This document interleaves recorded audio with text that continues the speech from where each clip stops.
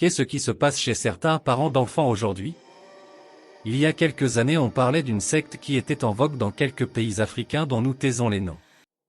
Cette secte croyait en un rituel sacrificiel ultime pour atteindre l'illumination suprême. Selon les dires des proches de cette secte, les enseignements déviants de la secte endoctrinaient que chaque membre était appelé à sacrifier l'être qu'il chérissait le plus pour prouver sa dévotion inébranlable. Les membres offraient donc en sacrifice leurs enfants ou leurs conjoints, pour ceux qui n'avaient pas d'enfants. Est-ce que cette secte serait de retour? Comment se fait-il que de plus en plus des parents soient accusés d'infanticide? Écoute cette série d'histoires et retrouvons-nous après pour réfléchir et se poser les questions. 2 crimes commis la même semaine par 2 personnes tout à fait différentes. Madame Bijou Mbongo, à Lyon en France, qui a ôté sauvagement la vie à son fils Anzo de 17 ans sous ordre de féticheurs béninois. Les traces de sang encore visibles sur cette machette témoignent de l'horreur qui s'est produite ici. À l'aide de cette arme blanche, Guilhem Keugné, âgé de 22 ans, décide de mettre un terme à la vie de sa fille de 2 ans. Les faits se déroulent dans la nuit du 12 octobre 2023, aux environs de 20 h dans le village Ndjinju 2, à 15 km de Melon, dans le département du Mungo. Comme entre des gens pour prendre l'habit, pour venir lui donner pour qu'il habille l'enfant. Il attrape l'enfant par les pieds et il tourne derrière, il prend la machette qu'il avait gardée dans les bananiers, il commence à couper le cou de l'enfant.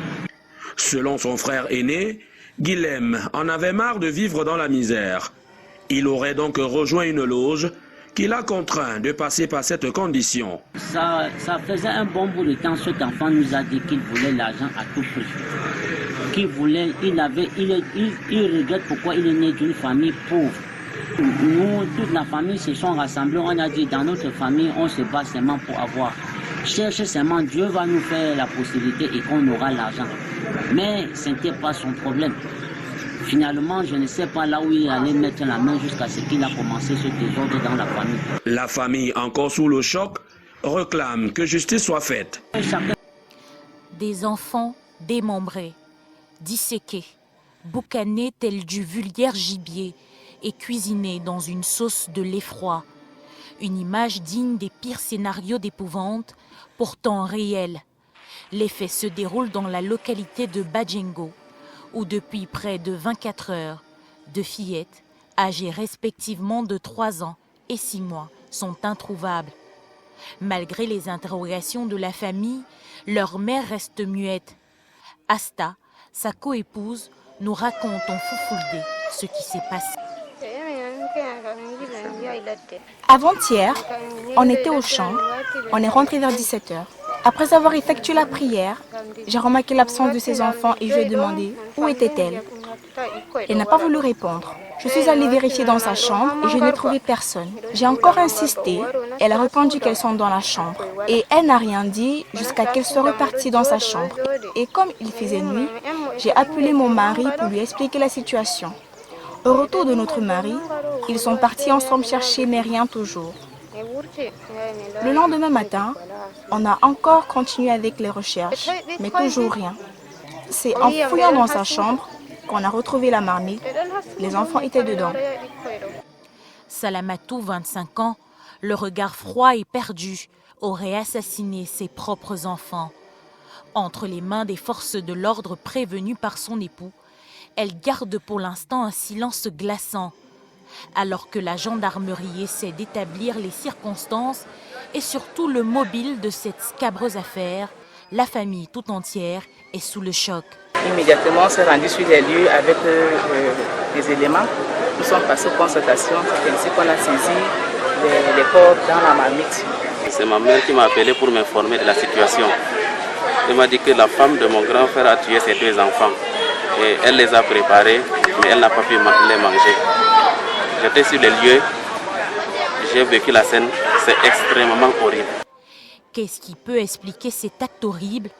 Pourquoi avoir tué ses propres filles? Comment y est-elle arrivée? Autant de questions qui trottent dans les esprits des populations de Badjengo, hautement célèbre scène d'un crime hautement répugnant, celui d'une femme qui a cuisiné la chair de sa chair. Comment peut-on soi-même décider de mettre brutalement fin à la vie de l'être qu'on aime le plus? Est-ce qu'il est plausible de croire qu'on peut juste par manipulation pousser un humain normalement constitué à assassiner lui-même son enfant et de manière aussi violente? Il y a presque une unanimité qui se dégrade dans ces histoires.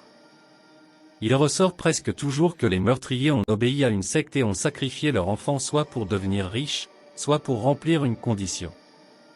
Il nous semble toutefois important de questionner la dépression et la maladie mentale. Les conditions de vie actuellement sont très stressantes et pourraient à notre avis générer des perturbations chez plusieurs personnes, en fonction de leur réalité de vie. Et si plusieurs de ces meurtres étaient liés à la dépression? Est-ce qu'il serait temps que les Africains consultent un peu plus les psychologues? Est-ce que les Africains devraient plutôt retourner à leur mode de vie authentique qui leur permettait d'avoir rapidement un conseiller, un confident ou un psychologue, en la personne de leur oncle, leur tante, leur cousin ou grands-parents? Que t'inspirent ces histoires? Pour toi, est-ce vraiment l'œuvre des sectes où tu y vois la possibilité des dépressions? Merci de laisser ton commentaire mais surtout like, partage et abonne-toi si ce n'est encore le cas.